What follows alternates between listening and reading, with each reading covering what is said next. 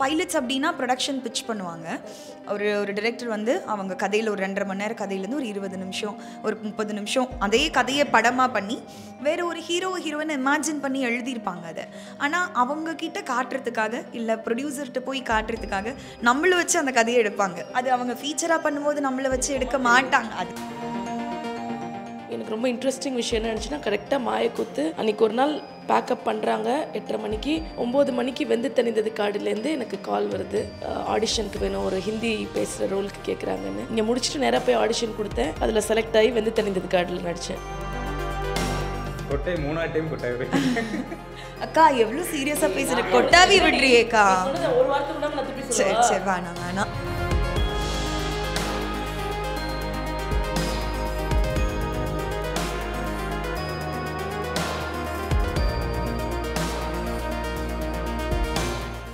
வணக்கம் Aishwarya and Gayathri Krishnan ma'am.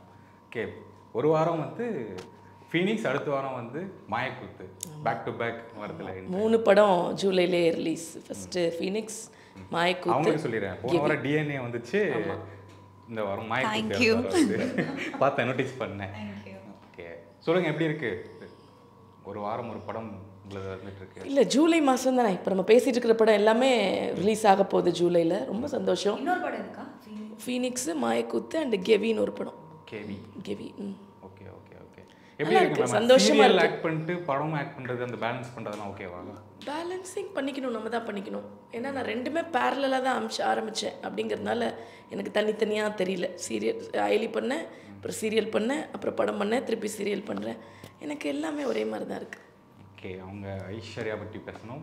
ஆங்கராகவும் நாங்கள் பார்த்துருக்கோம், இப்போ ஆக்டராகவும் பார்த்துருக்கோம். நான் டிஎன்ஏ இப்போ தான் பார்த்தேன், நல்லா இருந்துச்சு அந்த ரோல் பர்டிகுலராக பார்க்கும்போது. ஆனால் தேட வேண்டியதாக இருக்குது, ஐஸ்வர்யாவா இது அப்படின்னு தான் பார்க்க வேண்டியதாக இருக்குது. நோட்டீஸ் பண்ணி நல்லா இருந்துச்சு அந்த பர்ஃபார்மன்ஸ். இந்த படத்தில் என்ன ரோல், எப்படி? இதான் ஃபர்ஸ்ட் பண்ண படம் மாயக்கூத்து. 3 இயர்ஸ் முன்னாடி பண்ணது. டிஎன்ஏ மில்லர் பண்ணிவிட்டு அப்புறம் டிஎன்ஏ பண்ணேன்.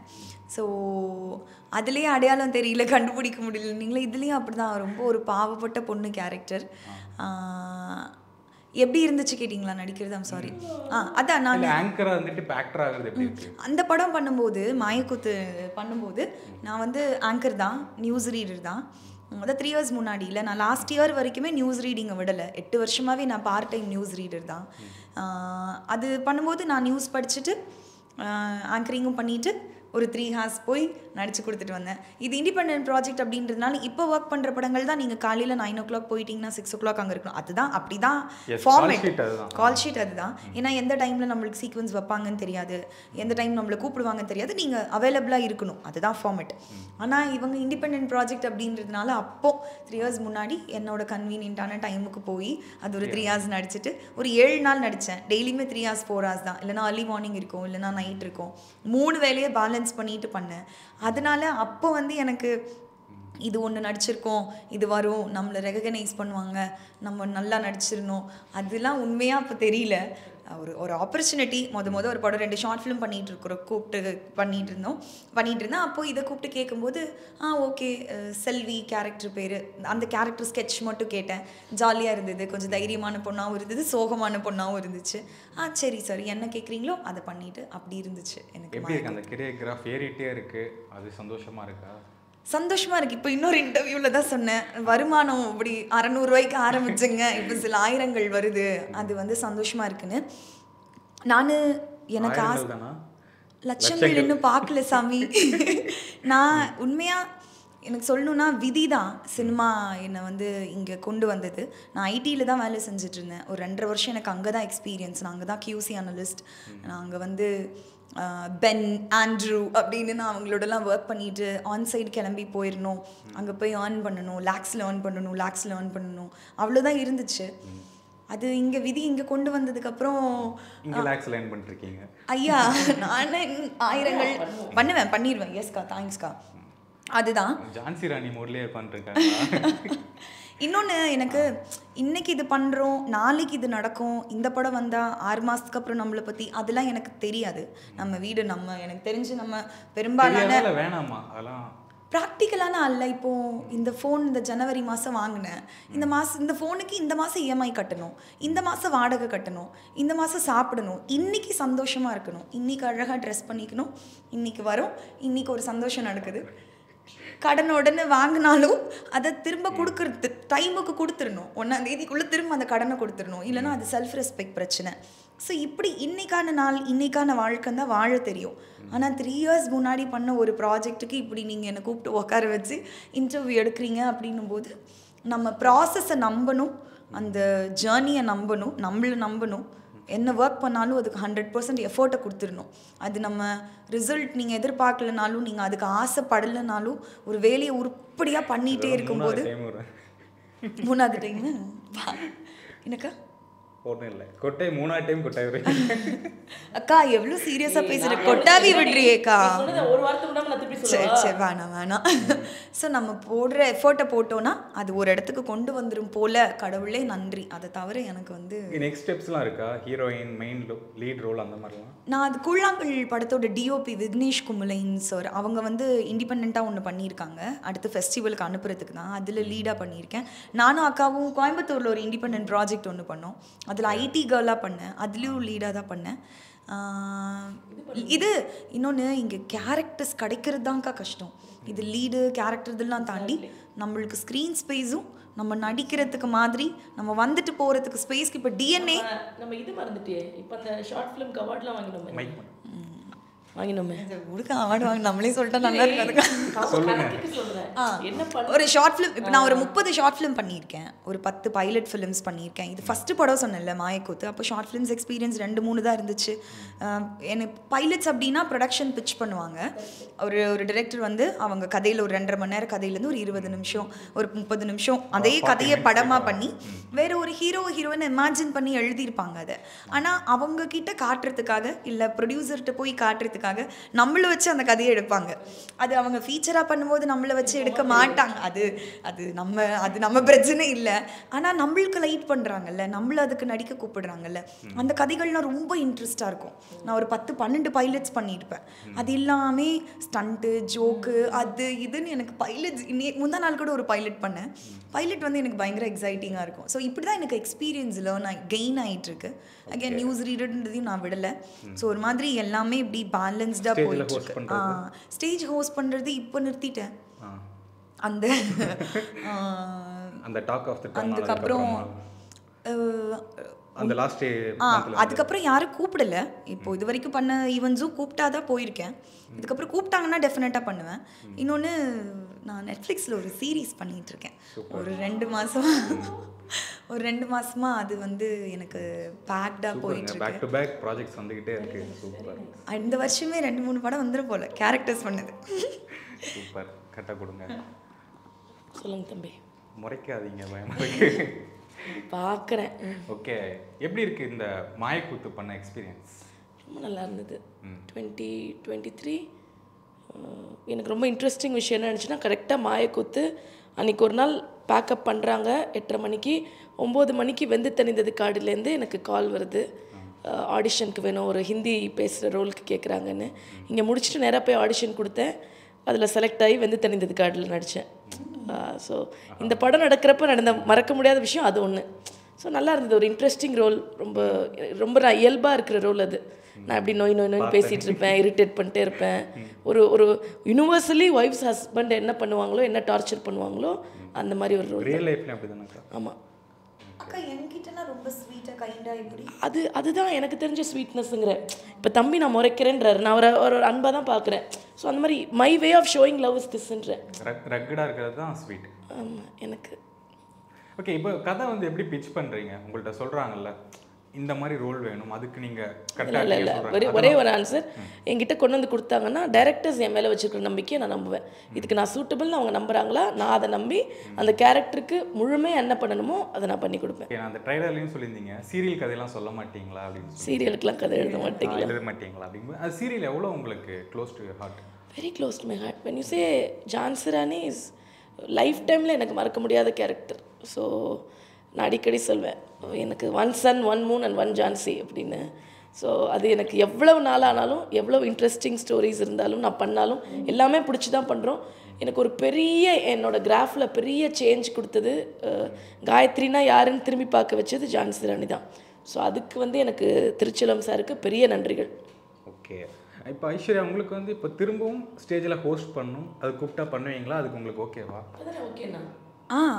இப்போது டிமாண்ட்ஸ் எதாவது இருக்கா? இல்லை ஹானஸ்ட்டாக சொல்லணுன்னா எனக்கு நியூஸில் ஒரு நாள் கிடைக்கிற வருமானத்தை விட எனக்கு ஆங்கரிங்கில் ஒரு நாள் கிடைக்கிற வருமானத்தை விட எனக்கு அந்த ஈவெண்ட்டை 4 மணி நேரம் ஹோஸ்ட் பண்ணும்போது அது சின்ன படமோ பெரிய படமோ கமர்ஷியல் படமோ இண்டிபெண்ட் ப்ராஜெக்டோ ஃபெஸ்டிவலுக்காக பண்ணுறதோ ஷார்ட் ஃபிலிமோ நான் ஹோஸ்ட் பண்ணுறதுக்கு எனக்கு ஒரே சம்பளம் தான். இப்போ ப்ரொடக்ஷனில் படங்கள் பண்ணும்போது தான் நம்மளுக்கு இங்கே எவ்வளோ ஆர்டிஸ்ட் வேல்யூ இருக்குது, நம்மளுக்கு பீப்புளை எவ்வளோ ரெகக்னைஸ் பண்ணுறாங்க, நம்மளுக்கு எவ்வளோ மார்க்கெட் வேல்யூ இருக்குதுன்னு பார்த்து நம்மளுக்கு சேலரி வந்து அதை பற்றி தான் டிபெண்ட் ஆகி இருக்கும். ஆனால் ஈவெண்ட் அப்படி கிடையாது. எனக்கு நம்ம போய் ஹோஸ்ட் பண்ணோன்னா எல்லா நாளும் அந்த வருமானம் தான். அந்த வருமானம் அங்கே அந்த மார்க்கெட் அதெல்லாம் இல்லையா ஈவெண்ட் பண்ணும்போது? நான் ஆரம்பிக்கும் போது 5000க்கு பண்ணேன். ஆனால் இது ஒரு 3 வருஷமாக ஹோஸ்ட் பண்ணுறேன். எனக்கு அது ஒரு 3 மடங்காக வருது இப்போ. அதே மாதிரி தான் படங்கள். நான் அது ஆரம்பிக்கும் போது நான் ஒரு படத்தில் ஜூனியர் ஆர்டிஸ்ட்டாக நான் போய் உட்காந்துருக்கிறேன். ஒரு நாள் மட்டும் போயிருந்தேன். அங்கே எனக்கு ஒரு 1000 ரூபாய் கொடுத்தாங்க. அதுவே இப்போ ஒரு 4 மடங்காக இப்போது 4 வருஷம் 3 வருஷம் 4 வருஷத்துக்கு அப்புறம் வருது. இப்படி தானே இருக்கும் இந்த ஜேர்னி. ஸோ இதுக்கப்புறம் நான் லேக்ஸ் ஏர்ன் பண்ணணும்னு நான் ஆசைப்படுறேன்னா அதுக்கு நான் ட்ரை பண்ணணும். இல்லை எனக்கு இது போதும் அப்படின்னு நினச்சிக்கிட்டேன்னா நான் இங்கே இருந்துடணும். நல்லா இருக்கு இந்த காம்போ. இது வந்து படத்தில் இருக்கா? இல்லை, எங்கள் 2 பேருக்கு காம்பினேஷனே கிடையாது. ஓகே, அதுக்கப்புறம் இப்போ தான் ஃப்ரெண்ட்ஸ் ஆனீங்களா? நாங்கள் ஒரு ஷார்ட் ஃபிலிம் ஒர்க் பண்ணியிருக்கோம். ஒரு இண்டிபெண்டன்ட் ப்ராஜெக்ட் கோயம்புத்தூரில் ஒர்க் பண்ணியிருக்கோம். அப்போ செட்டில் உட்காந்து நடிக்கிறது கூட இல்லை, நடிச்சதுக்கப்புறம் இது ஒரு சக்ஸஸ் மீட்டில் பேச ஆரம்பிச்சோம். ஒரு ஷார்ட் ஃபிலிம் பண்ணோம். அப்போ பழக்கம். பட் எப்படி இவ்வளோ கனெக்ஷன் ஆச்சுன்னு தெரியல. We have good vibes always. Yes, ஒரு காம்போ மாதிரி பண்ணால் நல்லா இருக்கும். ஏன் நீங்கள் ஒரு கதை எழுதக்கூடாது? பண்ணலாம் மேம், ஷோராக பண்ணலாம். கேமரா இருக்கு, நீங்க இருக்கீங்க, நாங்க இருக்கோம். ஏன் பண்ணக்கூடாது? கால்ஷீட் தருவாங்களா? ஏன் தராம என்ன? நீங்க தருவீங்களா? தாராளமா. அவர் இதுக்கு முன்னாடி என்ன ஒர்க் பண்ணியிருக்காரு, அவர் ஒர்க் எப்படி இருக்கும், என்ன கதை, என்ன நம்பிக்கை வச்சா ஓகேன்னாங்க. அது பாப்பாவோட இது, அவளோட பிரின்சிபல் அது. எனக்கு என்னை நம்பி ஒரு கதை கொண்டு வாங்க, நான் அதை பண்ணித்தரேன். ஷோர், நம்ம பண்ணுவோம்.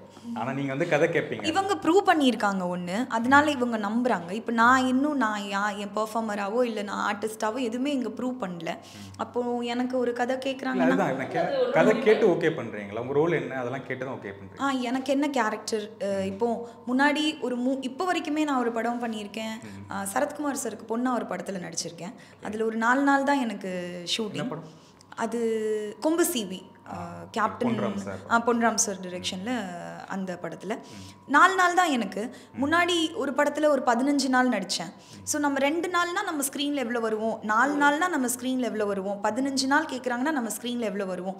பெரிய கமர்ஷியல் படத்தில் நம்மளுக்கு 40 நாள் நம்மளை கேட்டாலும் நம்மளுக்கு அங்கே ஸ்க்ரீன் ஸ்பேஸ் எவ்வளோ இருக்கும் அப்படின்றதெல்லாம் ஒர்க் பண்ண தான் தெரியுது. இப்போ ஜான்சி ராணின்னு பார்க்குறாங்க, இப்போ சினிமாலையும் தேட்டர்லேயும் பார்க்குறாங்க. எப்படி அவங்க ஃபீல் பண்ணுவாங்கல்ல? பரவாயில்ல. ஆமாம், என் ஆரம்பத்தில் இருந்தது. நான் 21 வயசில் கல்யாணம் பண்ணி இந்த ஊருக்கு வந்தேன்.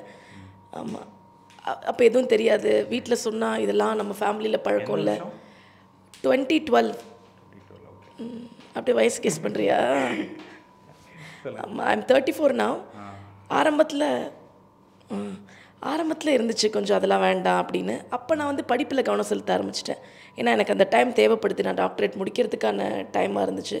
ஸோ இங்கே தான் எம்ஃபில் பிஹெச்டி வந்து பண்ணேன். ஸோ ஆரம்பத்தில் கொஞ்சம் புரிதல் கஷ்டமாக இருந்தது.